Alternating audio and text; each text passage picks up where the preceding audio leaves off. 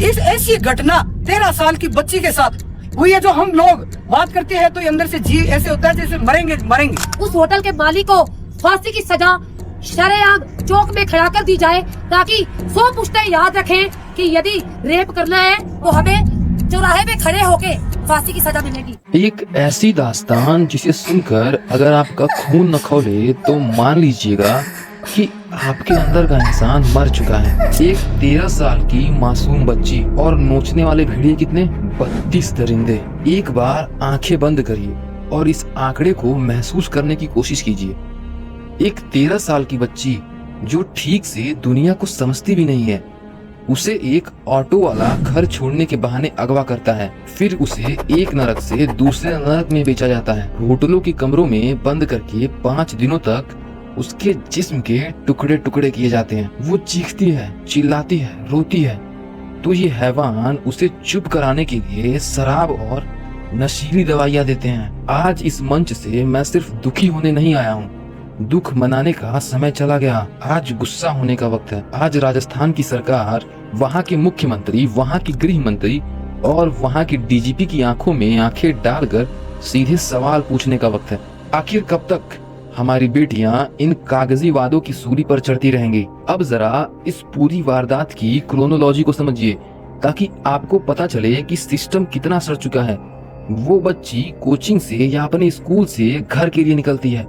एक ऑटो वाला जिस पर कोई भी आम नागरिक भरोसा कर लेता है, वो उसे लिफ्ट देता है, वहां से उसे सीधे एक होटल में ले आया जाता है। सोचिए, एक मासूम बच्ची गायब है, परिवार परेशान है, भटक रहा है, और दूसरी तरफ अपराधियों का पूरा एक सिंडिकेट एक्टिव है। एक आरोपी बच्ची को दूसरे को बेचता है, दूसरा तीसरे को बेचता है, तीसरा चौथे को बेचता है, चौथा पांचवे को, और ऐसे ही 5 दिनों के अंदर 32 लोग उस बच्ची तक पहुंच जाते हैं। इसका मतलब समझते हैं आप? इसका मतलब यह है कि श्री गंगानगर में अपराधियों का एक बहुत बड़ा संगठित नेटवर्क चल रहा था। यह कोई अचानक हुई वारदात नहीं है, यह एक पूरा रैकेट है जो मासूम लड़कियों की सप्लाई करता है। और हमारी पुलिस क्या कर रही थी?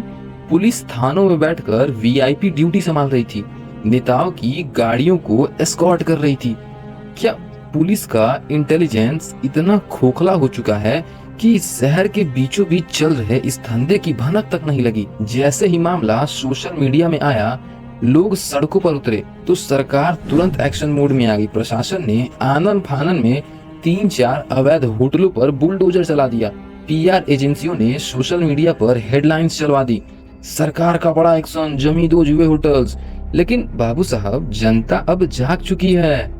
ये देश हेडलाइन से नहीं, जमीनी हकीकत से चलता है। मैं सरकार से पूछना चाहता हूँ कि ये 150 से ज्यादा अवैध होटल क्या रातों रात एक दिन में बन गए थे? जब ये होटल बिना परमिशन के, बिना किसी लीगल डॉक्यूमेंट्स के धड़ल्ले से चल रहे थे, तब आपका नगर निगम, आपका प्रशासन और आपकी लोकल पुलिस क्या भांग खाकर सो रही थी? इन बेजान ईंट पत्थरों की दीवारों को गिराकर आप किसको बेवकूफ बना रहे हैं?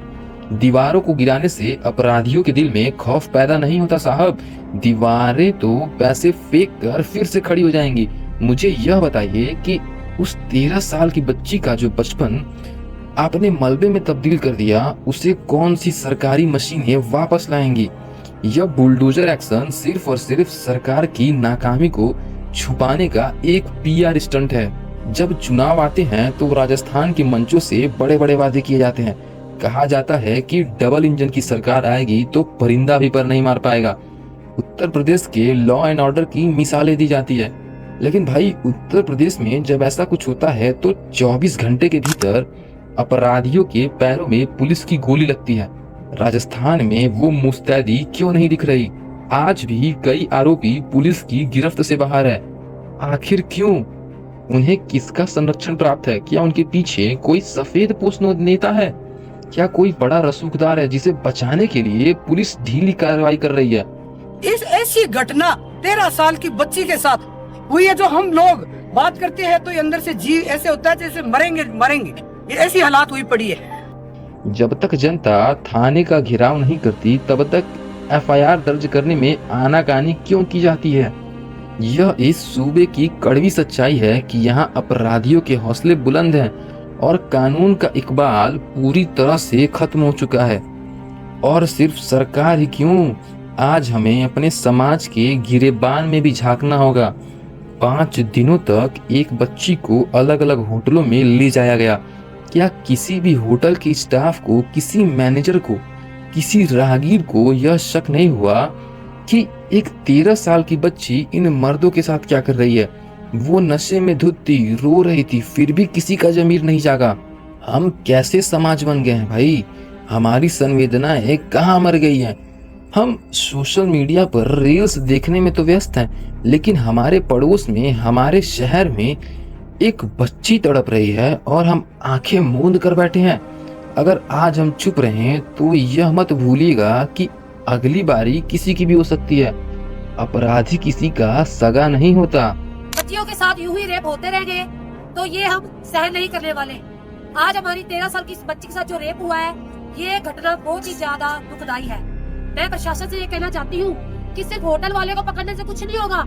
उस होटल पर बुलडोजर चलाया जाए, उस होटल के मालिक को फांसी की सजा शरेआम चौक में खड़ा कर दी जाए, ताकि 100 पुश्तें याद रखें कि यदि रेप करना है तो हमें चौराहे में खड़े होके फांसी की सजा मिलेगी। आज इस मंच से देश की जनता की तरफ से मैं राजस्थान सरकार से सीधे 4 सवाल पूछता हूँ।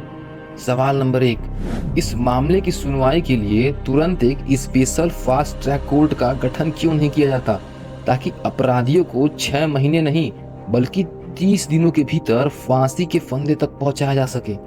सवाल नंबर 2, जिन पुलिस अधिकारियों की लापरवाही की वजह से यह पूरा रैकेट शहर में फल फूल रहा था, उन्हें सिर्फ लाइन हाजिर क्यों किया गया? उन्हें सस्पेंड करके जेल क्यों नहीं भेजा गया?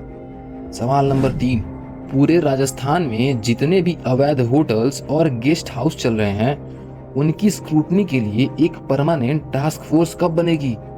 सवाल नंबर 4, पीड़ित बच्ची और उसके परिवार को कोर्ट के चक्कर काटने से बचाने के लिए सरकार उनकी पूरी आर्थिक और मानसिक जिम्मेदारी कब उठाएगी? अगर सरकार इन सवालों के जवाब नहीं दे सकती तो उन्हें महिला सुरक्षा के नाम पर वोट मांगने का भी कोई अधिकार नहीं है। आगे बताओ। हम लिखवाएंगे, मेरे मरने के बाद हम सब फंसेंगे। कौन कौन सा फंसेंगे? कौन सा फंसेगा? जो पुलिस वाले फंसेंगे वो लोग, वो सब फंसेंगे। क्यों, पुलिस वालों ने क्या किया है? वो मारना चाहते हैं। क्यों मारना चाहते हैं? मारना चाहते हैं, वो नहीं चाहते हैं लड़की दिए। क्यों क्यों ऐसा क्या है जो चाहते हैं लड़की जिए ना? बोलो बुआ। नहीं हमें पता है। कुछ नहीं होगा मेरे बुआ को, कुछ नहीं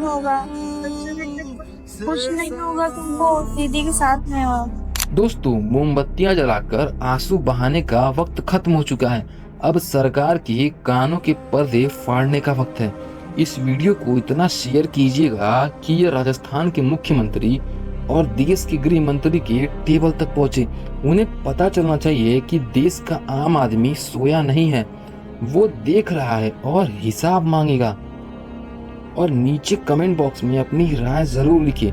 क्या सिर्फ बुलडोजर चला देना इंसाफ है या इन 32 दरिंदों को बीच चौराहे पर लटका देना चाहिए? आवाज उठाइए भाई, क्योंकि अगर आज आप चुप रहें तो आप भी इस अपराध के हिस्सेदार माने जाएंगे। जय हिंद।